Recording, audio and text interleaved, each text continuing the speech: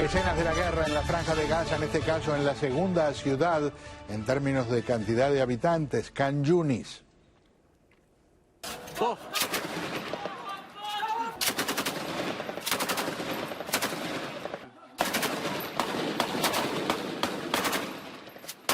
سرايا القدس.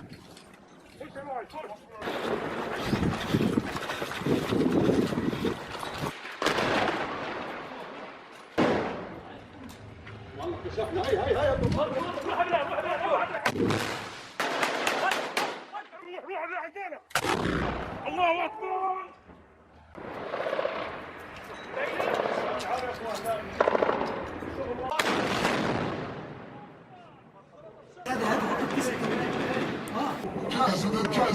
يلا يا اخوان ربنا يثبتكم توكلوا على الله.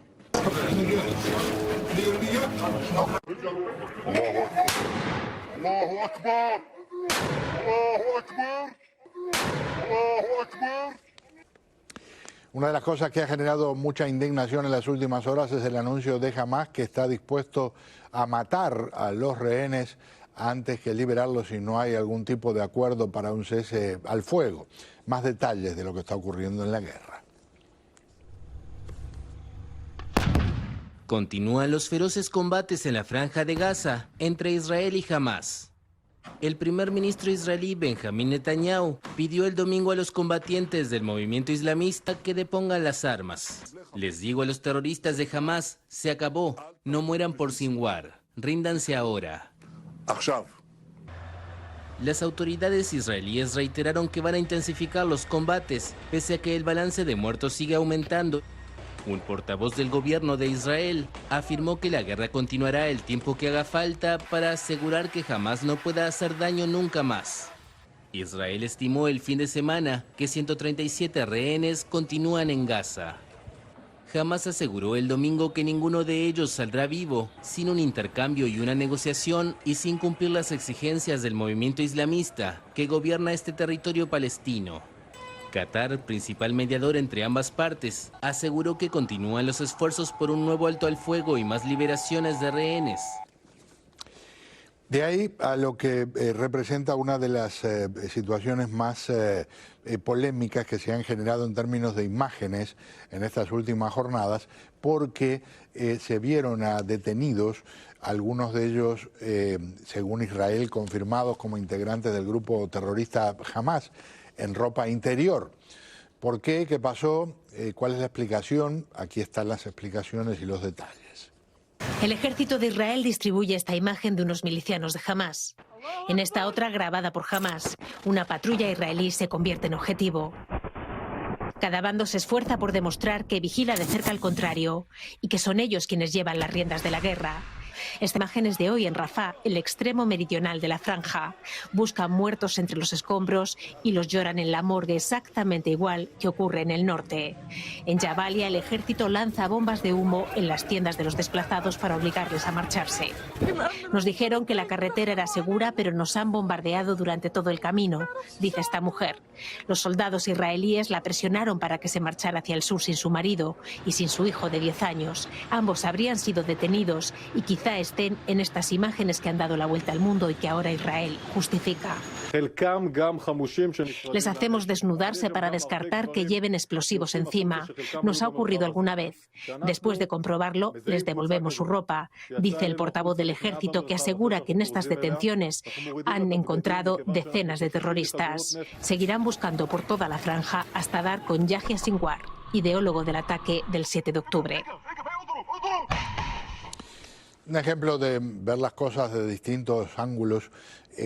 Cada semana aparecen imágenes de presos en El Salvador en calzoncillos, en algunos casos desfiles de cientos de ellos, y no se genera la polémica que generó esa imagen de los detenidos por las Fuerzas Armadas de Israel, cuando en tantas ocasiones ha habido gente que tiene explosivos ocultos bajo la ropa. En todo caso, hay un problema monumental que hemos discutido a lo largo de estas semanas, pero que sigue vigente. Ahora presentó renuncia la directora, la presidenta de la Universidad Penn, aquí en Estados Unidos, una mujer que se había mostrado tambaleante ante las preguntas de por qué no se buscaba sancionar el antisemitismo en su universidad, y también se le preguntaba lo mismo a presidentes de otras. Quiero hablar con un director de una universidad, pero en este caso de quienes son objeto de los ataques por parte de los antisemitas. Le digo bienvenido al señor Juan Dircía, que es director de la Universidad de Tel Aviv para Latinoamérica, para España, para Portugal. Gracias por estar aquí, Juan. Gracias por la invitación, Pedro, como siempre. ¿Ayuda que haya ocurrido algo como esto? Porque mientras renuncia la presidenta de una universidad, por otro, cientos de profesores de Harvard están apoyando a la presidenta de la universidad, que tuvo un papel muy similar ante un comité del Congreso días atrás, muy tímida, muy balbuceante con el tema de enfrentar el antisemitismo. Vamos por parte. Primero, Pedro, como antes de comenzar cada entrevista lo hago desde el 7 de octubre, recordando que hay más de 135 personas que fueron secuestradas, que están en cautiverio en la Franja de Gaza, entre ellos niños, mujeres, adultos, ancianos, gente que no sabemos ni siquiera si está vivo o muerta, y exigimos la pronta liberación. Ahora, con respecto a tu pregunta y volviendo a los comentarios, primero me parece ridículo, ¿no?, la conmoción y el escándalo por ver a terroristas en calzoncillos, por gente que no se conmovió cuando salieron las imágenes desgarradoras de las violaciones y de los asesinatos y las mutilaciones y de los cortes de cabeza que hizo el Hamas el 7 de octubre. Realmente, como tú lo decías, son imágenes que se ven en otras situaciones, en otros conflictos, y no generan ningún tipo de discusión. Y ahora entramos al tema. En el contexto de Israel, la crítica es válida y, sin embargo, es aceptable cuestionar cualquier cosa que hace Israel o cualquier cosa que tiene que ver con los judíos. Y ahí voy al tema de tu pregunta, el antisemitismo en las universidades de Estados Unidos.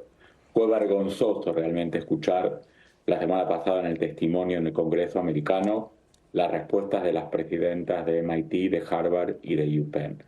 Realmente, te soy sincero, pero lo tuve que escuchar varias veces para entender si era verdad lo que estaba pasando y si las respuestas de los tres presidentas de estas universidades era realmente tan ridícula y tan patética, o se había entendido mal lo que estaban diciendo.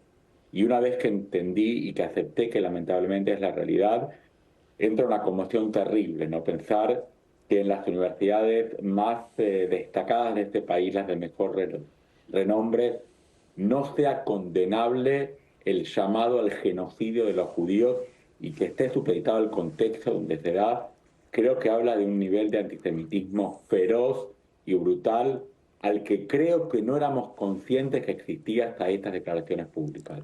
Hubo manifestaciones, hubo profesores, hubo centros de estudiantes que sistemáticamente vinieron lanzando iniciativas antisemitas durante los últimos años, pero no creíamos que esto contaba con este apoyo y esta permisividad, por lo menos pasiva, de las autoridades de las universidades. Y la audiencia de la semana pasada lamentablemente corroboró que atrás de esto hay un amparo, ¿sí? O sea, las autoridades, el management del gerenciamiento de estas universidades permite este tipo de manifestaciones y no considera que tienen que ser repudiadas. Con lo cual, esto habla, Pedro, de una necesidad urgente de salir a reevaluar cuáles son los códigos universitarios, cuáles son los límites reales a la libertad de expresión cuando se incita a la violencia llamando directamente al genocidio de una minoría o de un grupo étnico. Y te soy muy sincero, como alguien que está involucrado en la educación superior, me parece tremendo, me parece terrible tener que escuchar estas palabras y pensar que las instituciones que están encargadas de preparar y de educar a los futuros líderes de este país y del mundo no entienden la dimensión de la tragedia que se está viviendo en estos momentos cuando existen este tipo de respuestas.